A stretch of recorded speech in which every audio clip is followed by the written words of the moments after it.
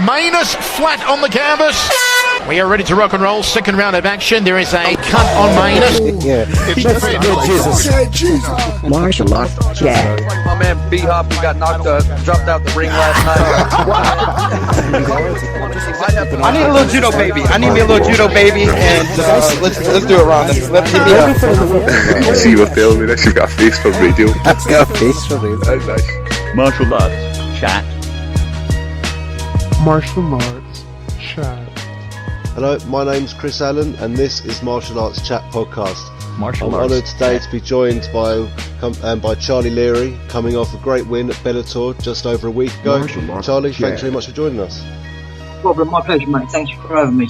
No, I appreciate you coming on. I know we've been chatting recently, and I've got the pleasure to speak to you in a post-fight interview after your win. So, for those who didn't hear about your win, obviously Bellator last weekend, you fought Chris Bungard.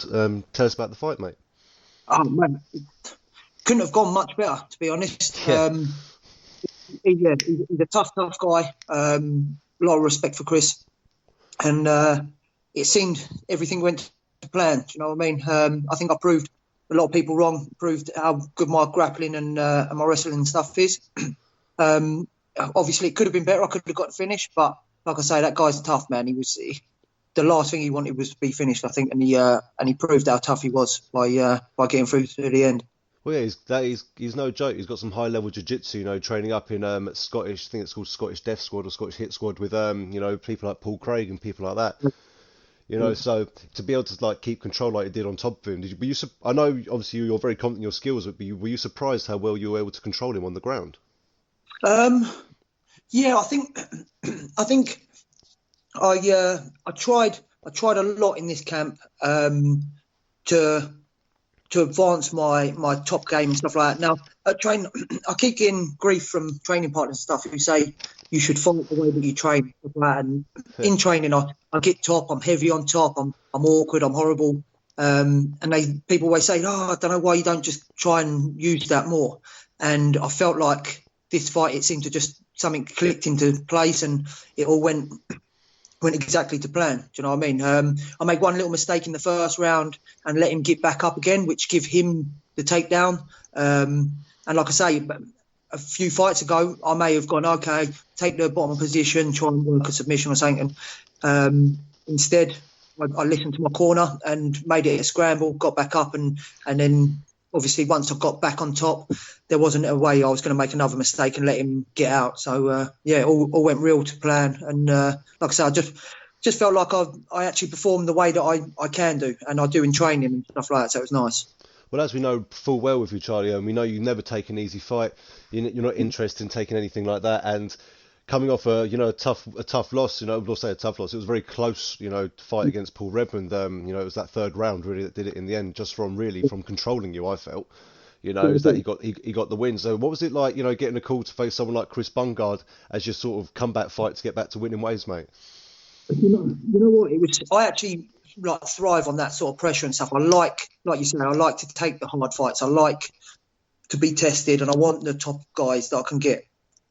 So coming off of a loss, you never know. You might think, okay, maybe they give me someone else coming off a loss or something like that. So when they gave me Bungard, I jumped at the chance. It was great to come off someone who's just got a great win himself, and he's pushing his right up there in the rankings. I think it proved that it was a tight loss against Paul. And like you say, Paul again, man, he's a legit black belt. He's real good. He's fought on every single promotion around. And I think I proved in that fight that I can hang with the best on the ground.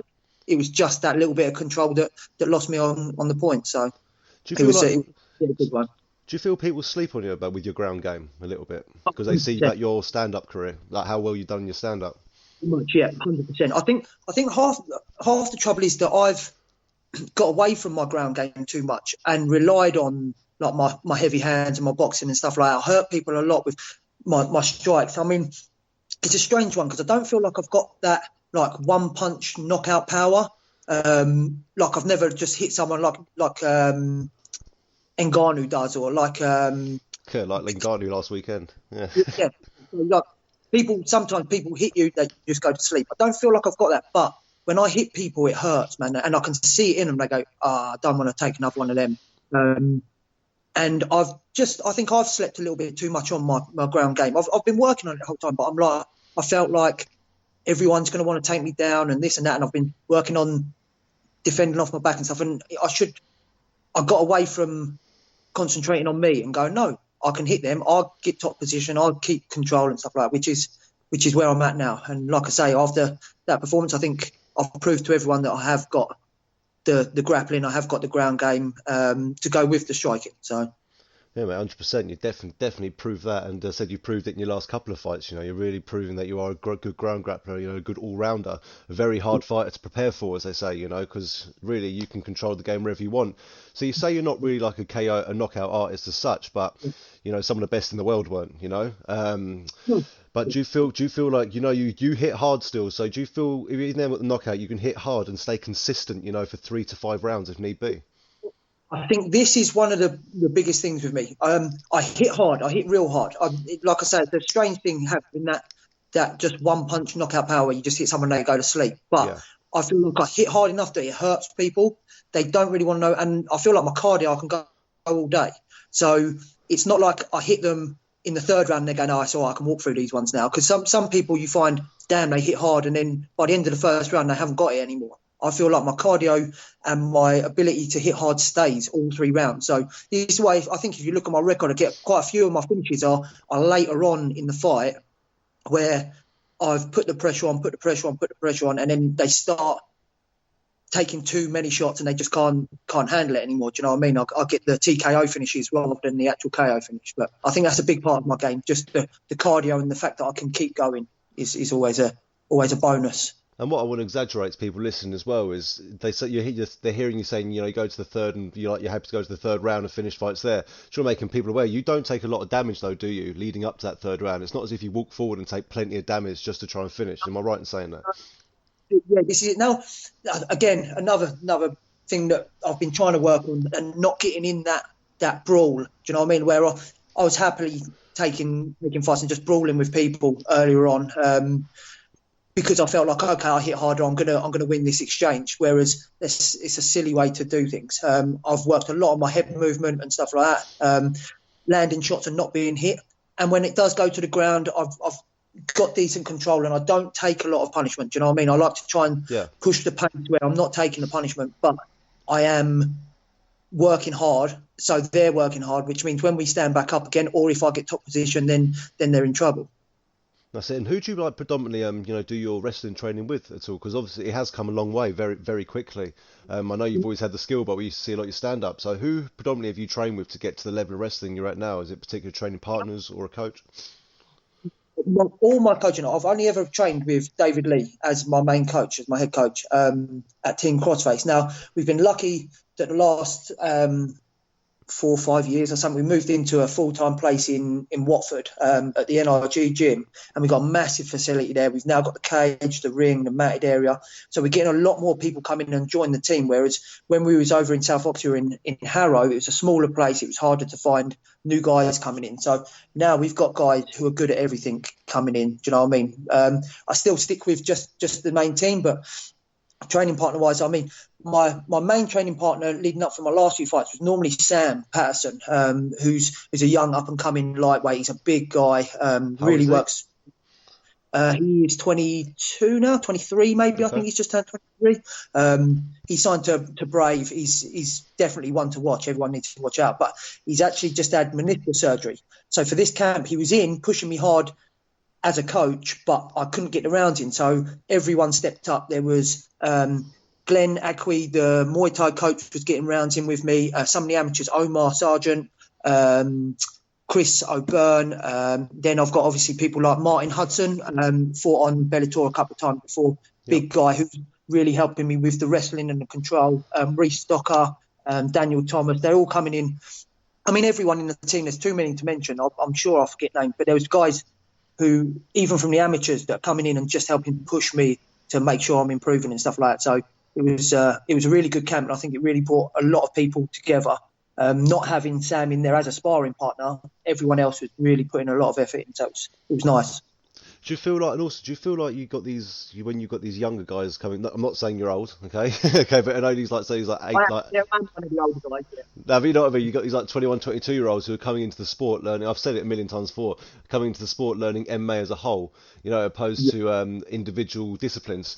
Do you find that even though you're a lot more experienced, you've been going pro since 2010, if I remember rightly, and are you finding you're actually learning a lot from these new breed coming up through the ranks at the moment?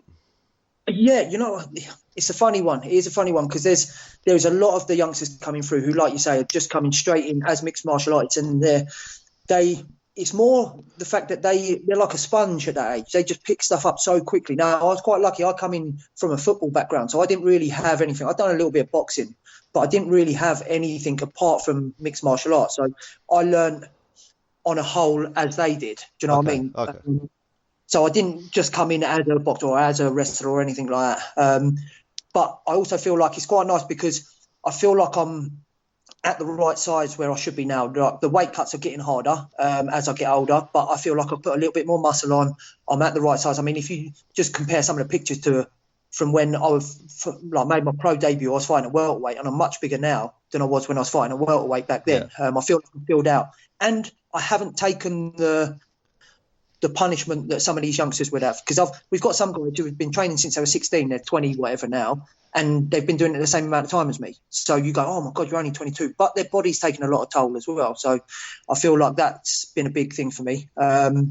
This camp, what really helped was I had Physio Academy, which helped me with a few of the niggling injuries, which I would have just tried to baby through the camp and stuff, where I actually went down, sat with the physio, and he assessed me, went through this, gave me a load of different exercises to get me through and rehab it properly. I then got a sports massage guy from Chanel, his name is. And Deadly Shins, isn't it? I think you mentioned before.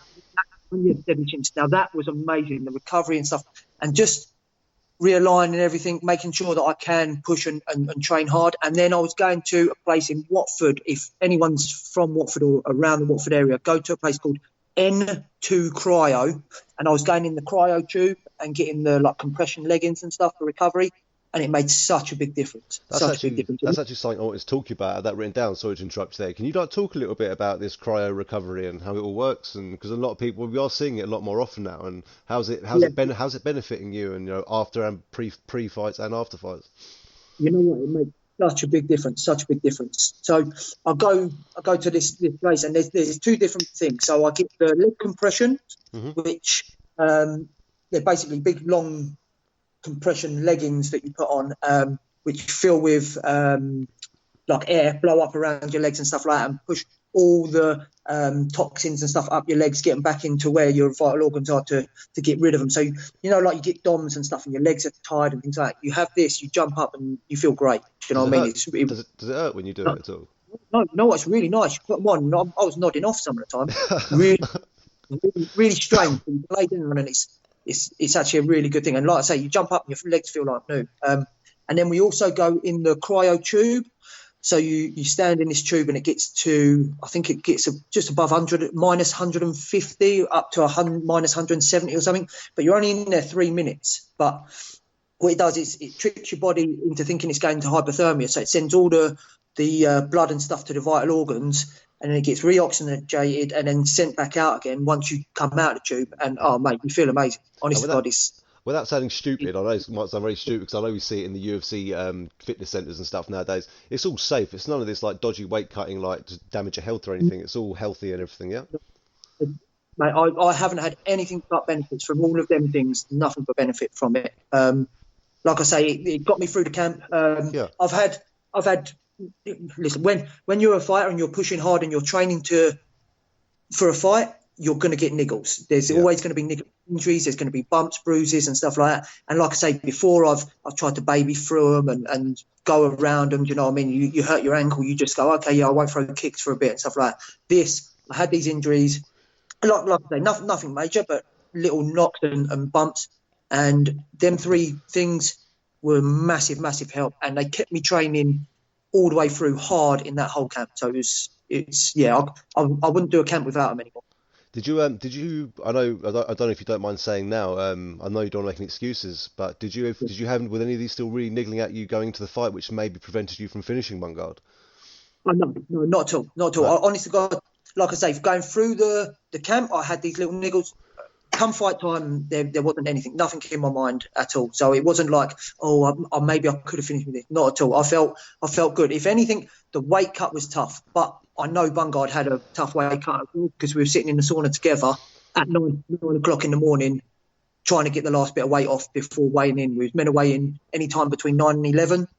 So normally I like to be there on dot, 9 o'clock, weigh in, boom, and I can rehydrate. I think I weighed in, it's gone 10 o'clock, and I know he only just made it at like 1 minute to 11. So I know he had a bad cut. Mine was tough, but we both got through it professionally, made it. I've had 27 pro fights, something like that, and 2 semi-pro fights, stuff like that. Never missed weight, and I try and keep that record because I would hate to ever miss weight and like disrespect someone by missing weight and not being on like point every time. And to be fair, I found it was really hard, and I got there and I weighed in and I was on championship weight, so I overcut by a pound in the end. So I could have made it a little bit easier, but when you're trying on 3 different sets of scales to get the right weight, you can never be that accurate. So.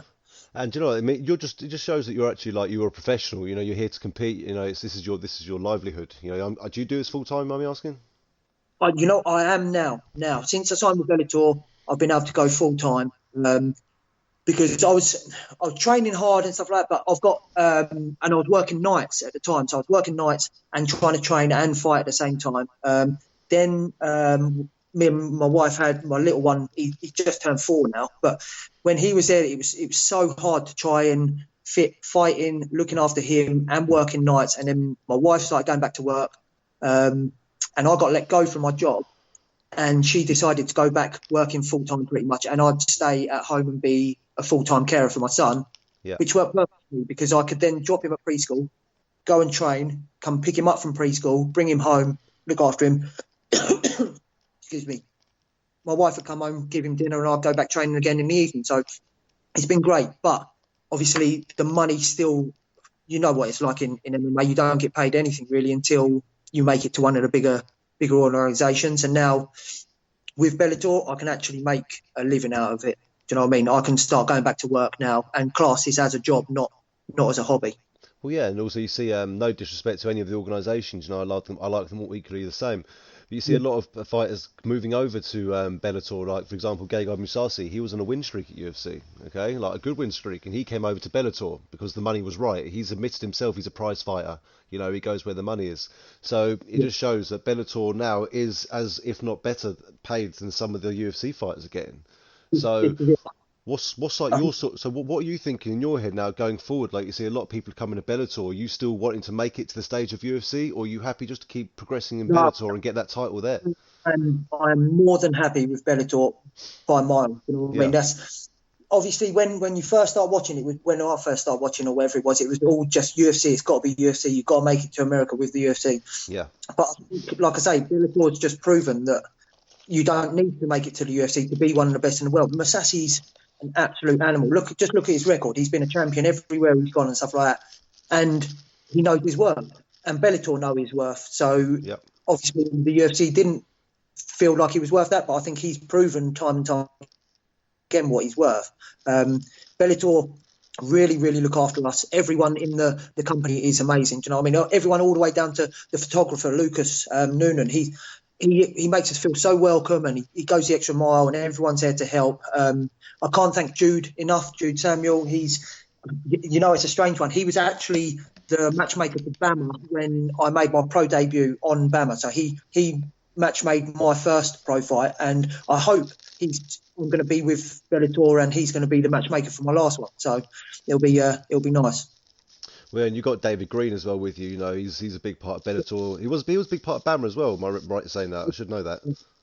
Yeah, he was. Yeah, exactly. So everyone's so nice there. They look after us, and they treat us like athletes, and like we're the prize fighters, aren't we? So they treat us like the commodity. We're the good thing for them. Whereas I see other organisations, they're after other stuff, and you don't get treated like you are the star. Do you know what I mean?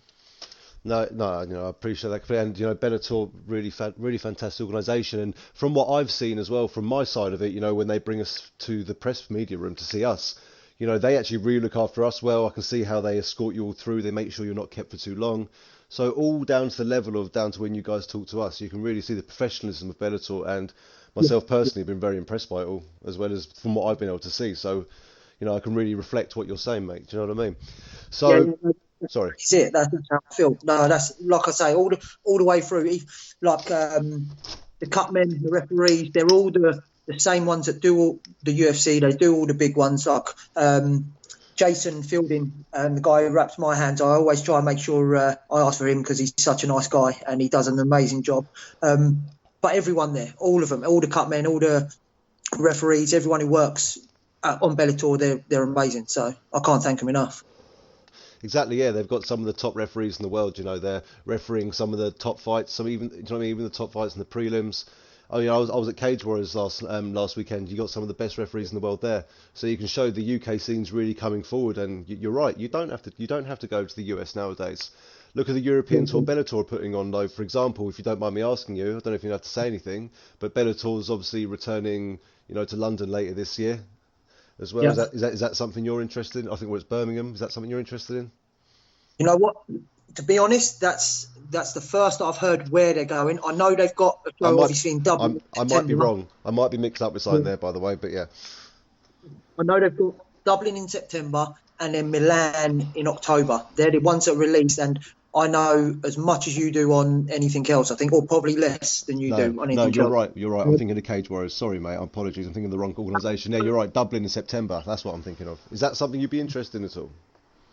September isn't one that I'm interested in. I'm interested in October. October would be really good for me. Okay. I'm hoping on there because, like I say, I look after my son and he starts school in September. So nice. being the my wife going to work and stuff, I'm the one that obviously has to take him to school and all that. And he's going to have a week or so of me having to be there with him and all this sort of thing.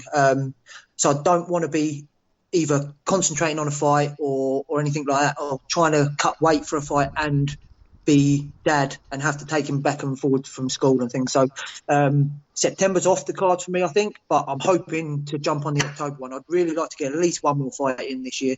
So depending on who they offer, when and where, then I'm well up for it.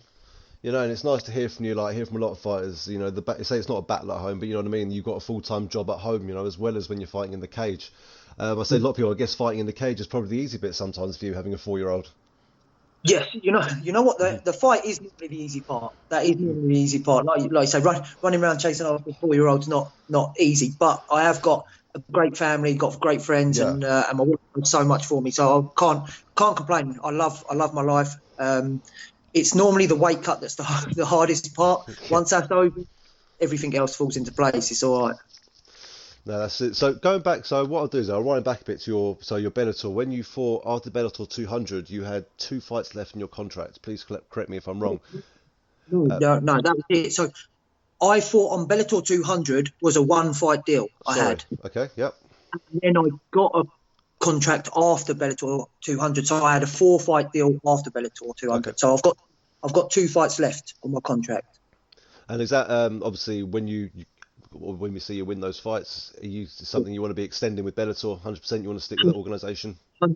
100%. I would renew my contract now with them if they offered it. I'd happily re-sign. Obviously, it would be nice to get a couple of wins and then re-sign because I might be able to get a little bit more money. But definitely, I am looking, and what I really want would be to re-sign with them after my next fight, after my last fight, whatever it is. Get another 4-fight contract with them would be amazing. And that's what I'm aiming towards. Get another contract. Well, with 2 fights still remaining on your contracts, you've just beaten someone like Chris Bungard, okay? I don't want to disrespect him, but almost like a gatekeeper, which could be a good thing really now. Into Bellator, you're fighting one of their best. Where does that put you in the rankings? Because if you've got 2 fights remaining and you win them both, surely that's pushing title contention. Surely.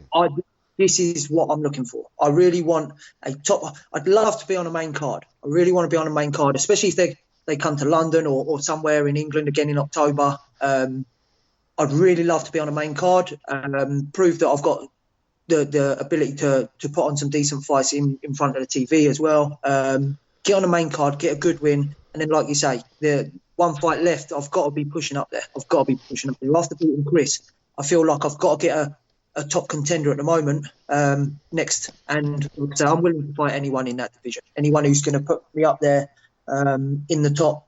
And then who knows? So. Well, I've got my opinion of who I'd like to see you fight next, and I know you're not a smack talker. You don't talk crap to people or anything like that, which is is a really good thing sometimes. But I know you've mentioned the past fighting someone like Terry Brazier. He's just come off a big win himself. He only lost that one fight to Bungard. Bungard lost, obviously, but I'm sure he was looking at the winner of you and Bungard to maybe get redemption. Yeah. So is that something you'd be interested? Because that's a big name, double Bama champion. This is the thing. I think it was you I was talking to when I said when I first signed with Bellator, signed my contract, and then he signed. I said to my manager, "Get me that fight. I'll fight him." Because it probably should have. If I hadn't signed for Brave before going to Bellator, I would have signed for Bama, and that fight probably would have happened on there. But mate, I honestly believe I'd beat Brazier. I think he's a little bit below me in the ranks now. Because obviously I've just beaten the guy that annihilated him in 2 minutes. But mate, me, I'll fight anyone, anywhere. If it's what Bellator want and it will bump me up in the rankings, and they say, "Yep, they'll push you up there. You fight this guy, I'll fight him all day long. I'll fight any of them." That's it. I guess you just want to stay. I know you want to stay as active as you can. That's the most important thing for you. So obviously, from your very close loss to Redmond, what did you like? Because obviously you came out and you looked really solid against Bungard. What did you learn from that? What did you go back and work on, and what did you learn from that loss to Redmond? From the Redmond, to settle. I'm not trying to be negative.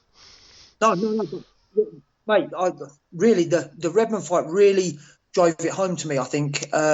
Like I say, the fact that he is such a high level, he's black belt, he's a quality guy. And I think it just affirmed to me that I have got the ground game to hang with these guys. Why am I settling and stuff like that? And I settled too much. Do you know what I mean? I didn't push the pace enough when I was in a bad position to scramble to get up.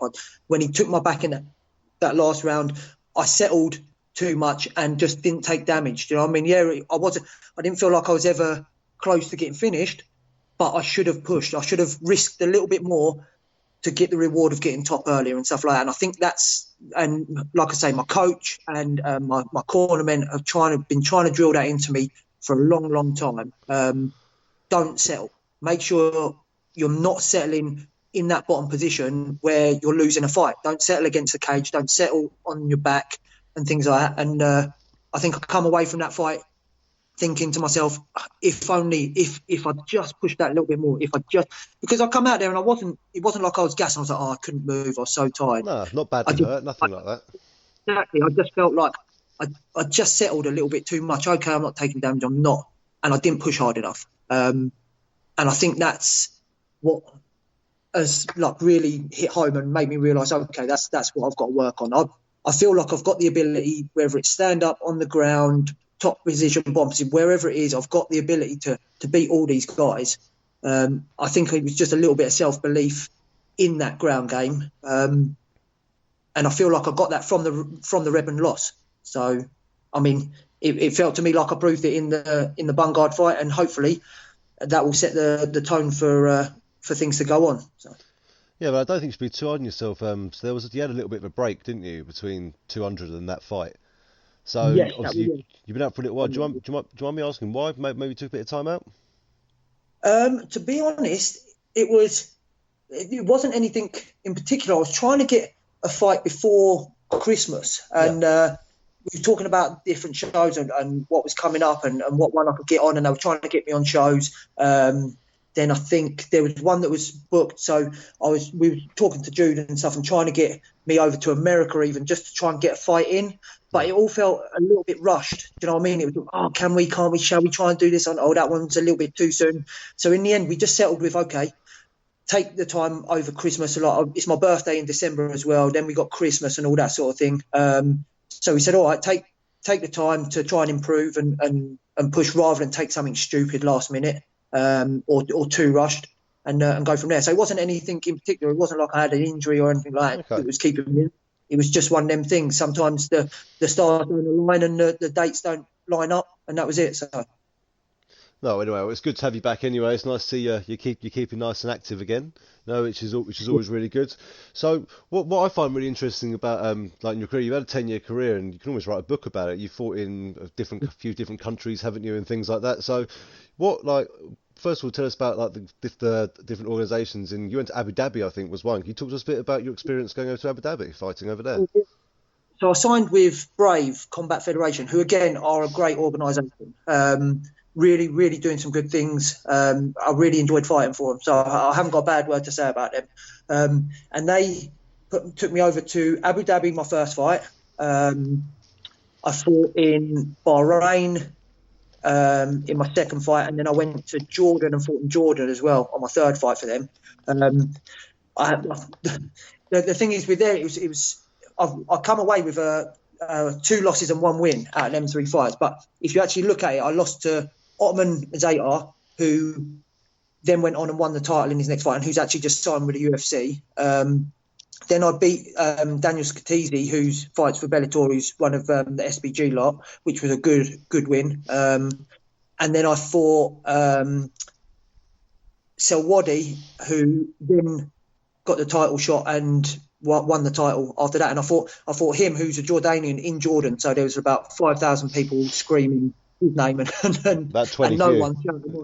one won my name, which was an experience of its own. But like I say, the only losses that I've had recently are against number 1 contenders for a world title on a great show, and Redmond, who could quite easily be a number 1 contender for Bellator. Do you know what I mean? He wins his next fight, he's got to be right up there for a title shot as well. So I don't think I can take too much away from them losses, but the experience of going over to the Middle East and stuff like that and fighting over there was amazing. It was really nice to be able to get over there, see different countries. It was treated like royalty, so it was it was really nice experience, really good to do. Yeah, no, I know you mentioned you fought that Otman Aztar. That guy's really coming through as well. There's no what's it? You should have no doubt that what's the word I'm looking for? Don't be discouraged by losing against him. You know, he was undefeated at the time as well. As you know, he's going over to the UFC. But that must have been. That is probably one of my most gutting fights, to be fair, because I made mistakes, man. I dropped him real early, and then got into one of these brawls like that I said I don't really like to get into now, but I used to just go, I've dropped it, that's all right. And I stood and brawled with him, got caught, made a silly mistake on the ground and stuck my head in a guillotine. And I thought I'd gone out in the guillotine. When the ref stopped it, I thought I'd gone out in the guillotine, but apparently I got up from the guillotine and just started swinging for the fences and then got caught again. So it was pretty much autopilot, but it was one of the most exciting 1-round fights I think that's been around. If anyone watches it, then it is an exciting fight. It's worth a watch. But yeah, like I say, that was probably one of my more gutting performances because I feel like I could have beat him. Do you know what I mean? I had the win there in my hands, and I'd give it away. And he is a top quality guy, like you say. He was the world champ. He's still unbeaten. He's just signed with the UFC, so there's no shame in losing to him. But No. I feel like I could have beat him. So. Well, that's what I want to stress a lot to people who might look at your record or something like that. Even though he's got 10 losses, so they have to look at your losses, you know, and look at the top competition you were fighting. And as you said yourself many times, you're not disheartened by it at all, you know. And as you said, feeling underestimated, feeling the underdog, you know, people make a lot of money on you, mate. You know. Yeah, man. I don't mind going in the underdog. I really don't. I like it when people overlook me and send me in there, because then it shocks people and they go, "Oh, damn, he is actually good," and like, "Oh no, he's done really well." So. I don't mind being the underdog, and if people make money off of me, all the better. It's as you say, and also you always put an entertaining fight, which is why you're getting all these big call-ups to all these organisations. So, out of all those organisations, you know, out of every single one of them, which one did you like? Which one did you learn the most from, or find the most challenging? It's a strange one. I think I've got, obviously, fighting for Bellator is the best thing in the world, man. Yeah. So I can't. That was one of my aims coming up. I've got to fight for someone like Bellator. So that's probably my most amazing. The most challenging one was possibly going to Jordan, just like with Brave, just because it was a hard flight over there with planes and stuff like that, going into territory and things. So that was probably the toughest, and I learned a bit from that. But I try and learn from all the fights. Do you know what I mean? I try and learn from every fight that I've been in. Even going back to like someone like FCC in Bolton and stuff like that. I fought for them a few times, won their title and stuff. Then I fought Rob Sinclair on there. And they're a great show. If anyone in the UK is coming up and looking for a decent show to fight on, FCC are an amazing show. Very well matched fights and stuff like that. So I'd always go there. But again, fighting someone like Rob Sinclair on their show in Manchester, I think it was when I fought him, and it was that was an experience. So Rob was someone that I looked up to my whole career. On my debut, on the same show I made my debut, he won the world title, the BAMMA world title. So it was always someone I looked up to. So that was something that I learned a lot from, fighting someone like that as well. And and looking at your career as well and how you approach it with the attitude you have towards the sport, it's definitely going to be very, especially with these young guys staying in your gym, they're going to be looking up to you, and I'm sure everyone's going to want to follow in your sort of path, Charlie. It's definitely something I want to do. So I'll tell you what, I've literally got you for that 7 minutes left. Okay, that's all we're allowed to do, unfortunately. Otherwise, I could literally stay here and talk. We could talk for another hour or two, to be honest with you. I'm quite happy here and listening to your story. There's so much more I want to ask you, but we'll have to do it another day. One thing I was going to say to you is your overall goal at the moment in Bellator is to win the title. I reckon you'll do that in a few fights. And I want everyone to go out there and watch your fights online as well, especially your previous fight, because I'm sure they'll be cheering you on like I did. But one thing a lot of people might not know is you used to be a footballer, didn't you? Semi-pro footballer. I did. You know what? When I was growing up, I only ever wanted to play football. I thought I was going to be the next, whoever. I was Gary Lineker or Gaza when I was growing up, to be fair. But yeah, I was signed to Watford as a youth in the School of Excellence with Dennis Gibbs and Nigel Gibbs and stuff. And up until I was about 13, I think I was. I bust my leg quite bad and was out for a while, put on some weight, come back, and they let me go. And then I kicked around the Sunday League for a little while, went into the men's quite early at 16, and then signed for Wildstone. And then I was at Wildstone for a good, God knows how many years. I was in the youth team from 16, 17 or whatever it was, through to the first team, or captain the reserves and stuff down there. I went on loan to a few different teams. But yeah, I was playing semi-pro up until I was about 23, 24, something like that, I think, until I found MMA, started training MMA and got injured playing football and decided, no, that football like's a little bit too dangerous for me, so I'm going to fight instead. Well, to be fair, I can't really see you, Charlie, taking a little tap on the ankle and rolling around like a big girl, to be fair. That is why I fell out of love with football, a lot of it, because when I was growing up, I used to love playing centre midfield. I've played all over the place, in goal or centre mid, centre back. And I used to like a good hard challenge and a good physical game of football. And it got to the point where you can't touch people and they're rolling around on the floor and they're pretending they're hurt and this isn't. And I'm like, mate, it's meant to be a man's game. And I just fell out of love with it, just because it didn't feel like a competition to me anymore. It felt like whoever could roll over the most or whoever could make the best dive and stuff like that. It wasn't how skillful you were or how tough you were or anything like that. And I started falling out of love with it. And like I say, then I got into MMA. And it was the complete opposite. It's, okay, I'm going to try and pretend I'm not hurt. I'm going to keep fighting. I'm going to do as much as I can. And then, yeah, I was still playing football up and while I was training. And like I say, I went over on my ankle and injured my ankle quite bad playing football, and then couldn't train and couldn't fight. So I went, forget that. I'm going to quit football and concentrate on fighting instead.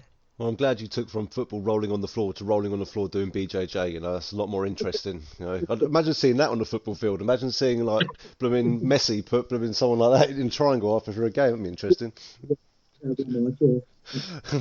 Did you see Cage Warriors last weekend? By the way, did you see the Dolby Houston fight?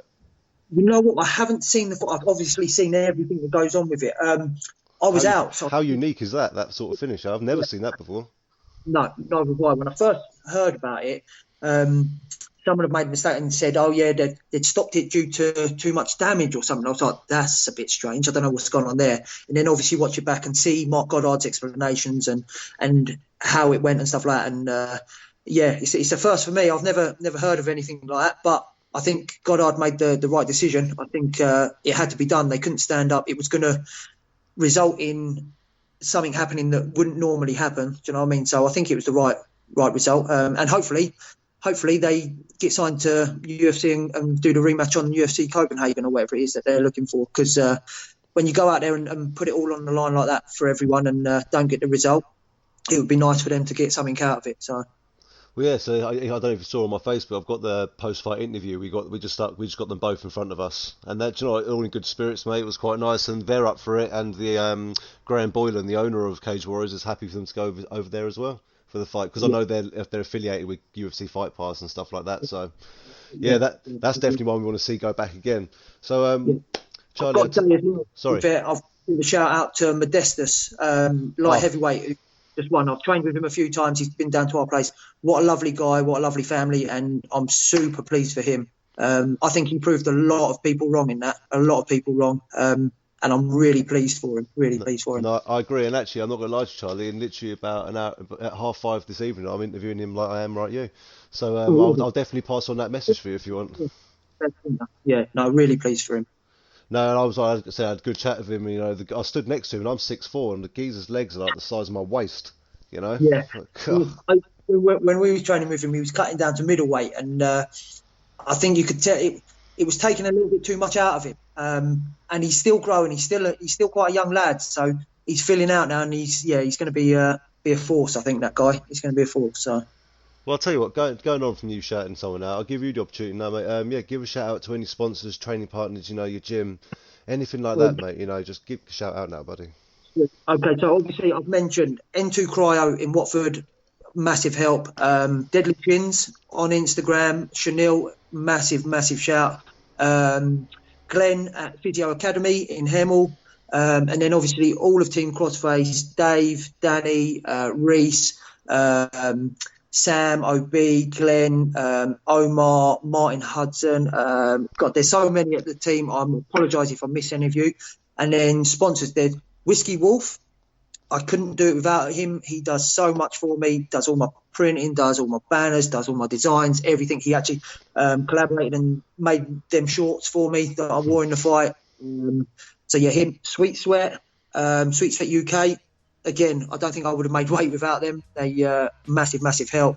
Then I've got World of Tattoos, who, as you probably see from the fights, I do like a tattoo, and they do amazing work.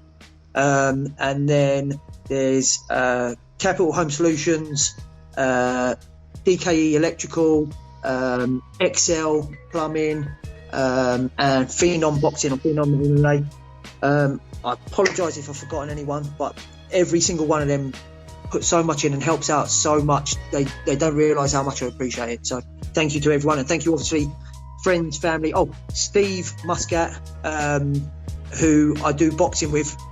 Just sparring, he comes down, we do sparring, and he put a lot of rounds in, so I've got to say thank you to him because I see him today, so I said I would. He's a great guy, and like I say, everyone that has been to the gym, put the rounds in, whether you're there just to help me out or to shout or do whatever, everyone has helped massively, and I can't thank you enough. Yeah, it's nice to hear, mate, as well. And it obviously sounds from what you're saying, you've got a nice family of blood relation around you, and also a family in the gym as well. And I'm sure it's just one big family. I bet Christmas is busy for you. Anyway. My actual family, like my mum, my dad, he believes in me more than anyone. I know he feels like he's banging his head against a brick wall sometimes trying to talk to me, but I do appreciate everything he says, and I'm telling you, it does go in, Dad. I promise I do listen. It may not look like that sometimes, but then obviously my wife and my mother-in-law, father-in-law, all my brother-in-laws, sister-in-laws, everyone in the whole family helps out so much. They come to watch, they come to support, they help me look after Jackson, my son, and everything they do is very much appreciated. No, mate, and I appreciate you taking the time out of your day. I know you've finished training, and as you said, you've got a little one, you're flat out all the time. So thank you very much for taking the time to have a chat, as well as a week and a half ago after your fight, having a chat with us then. And look forward to chatting you again after your next fight, mate, if not before. Anytime, mate. Anytime you want to chat, you just let me know. I'm more than happy. I really appreciate you putting it out there. No worries at all. And I appreciate, as I said, it helps me, it helps you. I really appreciate it, and I enjoy doing it, mate. I really do. So yeah, thanks very much.